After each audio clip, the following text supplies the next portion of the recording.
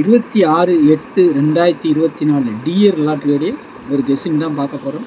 1 மணி 6 மணி 8 மணி சரிங்களா பார்க்க போகிறோம்.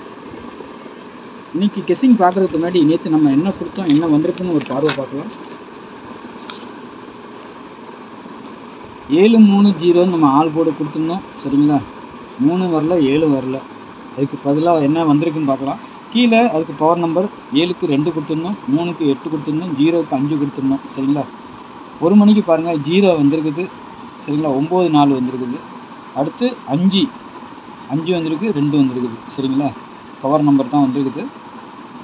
அடுத்து வந்து 099 வந்திருக்குது சரிங்களா. நமக்கு 52ங்கிற செட்டு மட்டும்தான் பிசிக்கு பாக்ஸில் கொடுத்துருக்கோம்.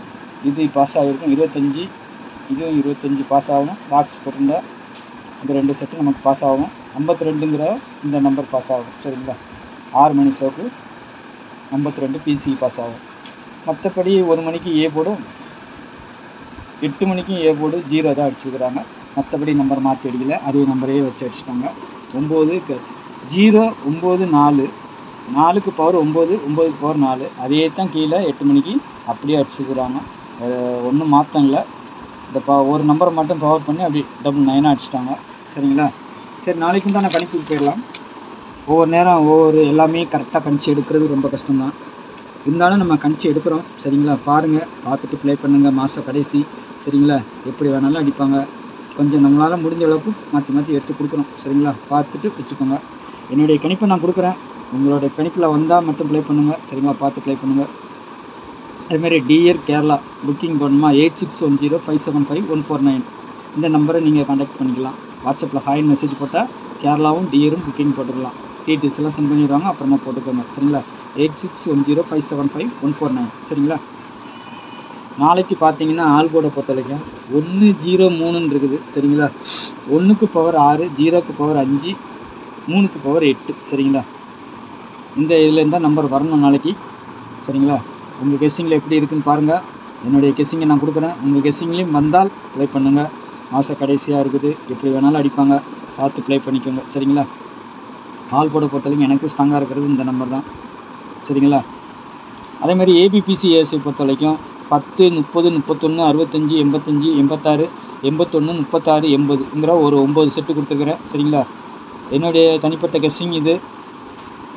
இதில் வந்துட்டு நீங்கள் செய்ய வேண்டியது, நான் கொடுக்குற நம்பர் உங்களுக்கு கெஸ்ஸிங்கில் வந்துச்சுன்னா ரொட்டேட் பண்ணி வைங்க. 10 இருக்கா 01 கூட வைங்க, 30 இருக்கா 03 கூட வைங்க, 31 இருக்கா 13 கூட வைங்க சரிங்களா.